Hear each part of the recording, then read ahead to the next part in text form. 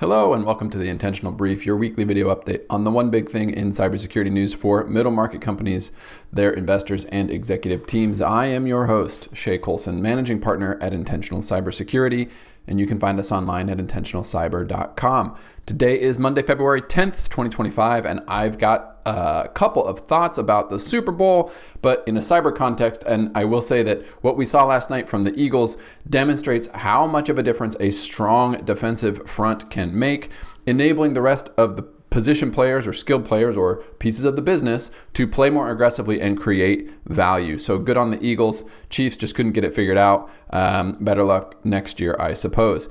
The fact that we're talking about position players and their value is actually quite timely this week, because the conversation that we need to have is about people in cyber and specifically about insider threats, because we have seen a ton of it lately in the news, and it is time to talk about the human in the loop and the risks that we pose.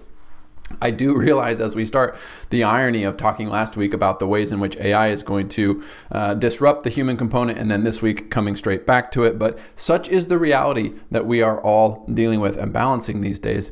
I think insider threats are always a tricky part around cybersecurity, mostly because at the end of the day, we do need our information systems and our sensitive data to be usable and accessible by humans. Therefore, there always needs to be some sort of a way to essentially defeat our security controls and access this sensitive information.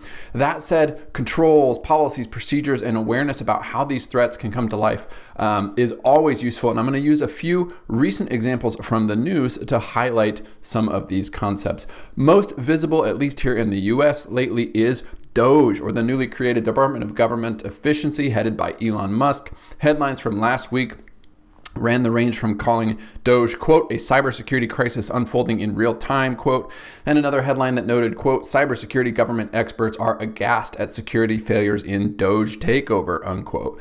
For those of you who may still be on a news blackout, kudos to you. I am referring, of course, here to this group of young, I think late teens, early 20s men, and they are all men from near as we can tell, engineers who've been given seemingly unfettered access to systems at the U.S. Department of the Treasury, my former agency, by way of disclosure, the Office of Personnel Management, and the General Services Administration. And I think the framing of an insider threat is really valid here, even though you could also frame this as a physical attack where attackers have forced valid users to compromise their credentials and give it up to users without sufficient permissions. But that's the thing about this that we can't understand. These aren't government employees with background checks and clearances who have turned rogue. In fact, it's not even clear to me that they are employees at all. I don't know that they're getting paid by whom or anything else, much less what they're doing with this access. And it's not just this access, however problematic, that we need to worry about. The ways that insider threats can manifest are numerous. In fact, last week, the New York Times reported that in an effort to comply with these DOGE efforts, quote, the CIA sent an unclassified email listing all employees hired by the spy agency over the last 2 years, unquote. The Times notes in their article, quote, this email included a large crop of young analysts and operatives who were hired specifically to focus on China and whose identities are usually closely guarded because Chinese hackers are constantly seeking to identify them, unquote. Now, of course, it's been sent over the wire in the clear in an email, and it's not very hard to figure out who these folks are. And we have just burned all of these resources from ever being able to work in or on China from an intel perspective and set ourselves back many, many years. We saw 2 different reports in the last week detailing other ways in which China was using insiders to carry out attacks themselves, with the Department of Justice re-upping a superseding indictment with the Chinese national Lin Wei-ding, who has been charged with 7 accounts of economic espionage for stealing AI secrets from Google during his time there. According to the press release, quote, Google hired Ding as a software engineer in 2019.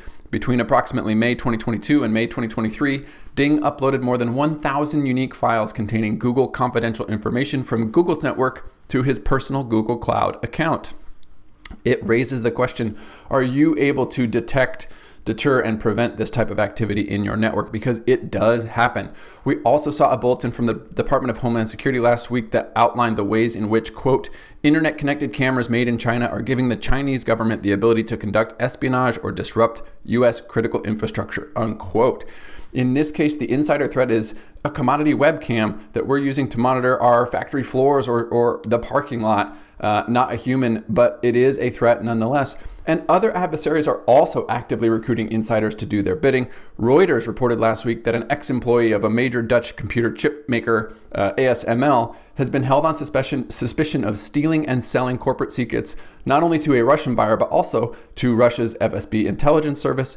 And an interesting article last week noted that Russian ransomware gangs are offering, quote, individuals millions to turn on their employers and divulge private company information as threat actors look for new ways to get access to networks.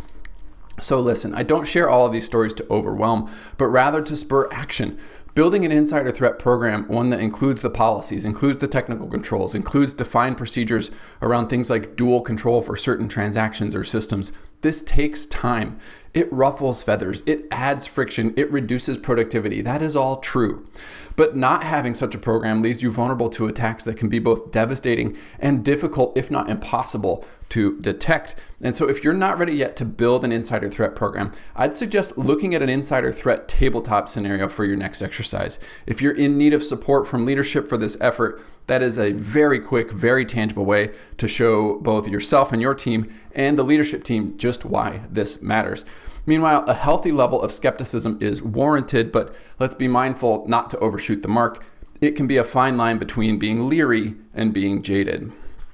From a fundraising perspective, last week we saw more than $20 billion in newly committed capital, the bulk of that coming from Baalbek Capital, who raised over $17 billion for its sixth private credit fund.